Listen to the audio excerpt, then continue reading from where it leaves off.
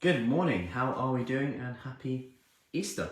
Hope we are all good. And if you're coming in, give me a hello. If you're on replay, let me know. It is an early one. I was just about to go on my morning walk, training for the fan dance walk. Hence why I've got a weight vest on if I look rather chunky this morning. So, this morning, talking about food labels. So, just yesterday actually, I was chatting to one of the ladies about this.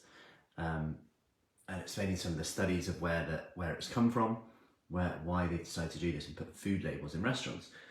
And it was interesting as last night as I was getting, I know this is weird, but the pajamas on my daughters, and they were like, I was like, right, which one's whose? And my 5-year-old turns around and goes, well, just check the label. I was like, I had no response. Good point.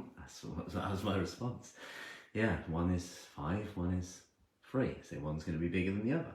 Generally.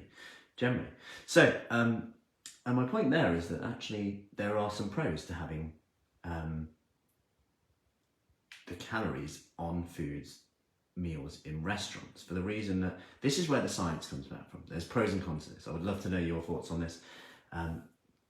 So if you think about the good part of this, is that based on the research, the data that they had prior to, is when they looked at restaurants which displayed calories, those restaurants generally would serve lower fat, lower salt foods, even if they were fast food chains, very famous ones as well, even like McDonald's and stuff like that. Their meals would then be lower in fat, calories, sugar, etc. on average, which means that generally they were more aware of what they were putting in. I'm not saying just McDonald's here, of course. Now, that can only be a good thing in terms of informing a consumer. Like we often get questions a lot regarding, I want to stay on track, but I have a massive social life, like, what's the best? And we have lots of tips and strategies to do this. I won't go into them now. We do actually have a guide. If you want that eating out guide, just comment below of eating out and I will send that over for you. But you'll see that a lot of these restaurants do actually supply them, and we've also looked at like Indian restaurants and curry houses, etc. like that, Chinese restaurants. But the problem is a lot of these restaurants obviously don't standardize their meals, and then you want that kind of personal touch and let the chef have their flair, I guess, and their creativity, and perhaps this does impact it. And I think, as I would recommend, even with, if you were looking at calories, to have a range or an estimate is okay, but maybe even just, it's actually a legal requirement now, morning Stephanie, but maybe even to say, like, you have a range, like it's between these, so a rough estimate. Because if you're always a bit rough with around the edges when you're eating out, and you're probably going to be okay, you're probably going to be better than having no idea, right? And it's a bit like, we have labels on everything to inform us, from prices to on clothing, like I said with my daughter's pajamas.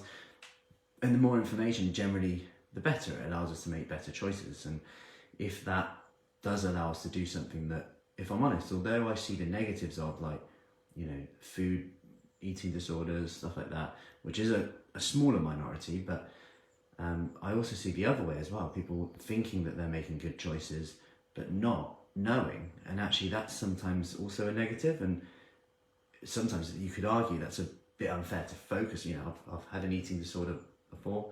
I had anorexia when I was younger, and there's a lot of people who are trying to make good choices, but almost their good intentions are stolen, if you like, because they're trying to make better choices, but they didn't realise that salad had 1,200 calories on, and the pizza that they really did so well to say, I'm not having pizza today, actually had 800, because it was whatever, a thin crust and the portion size. So it's a real difficult one.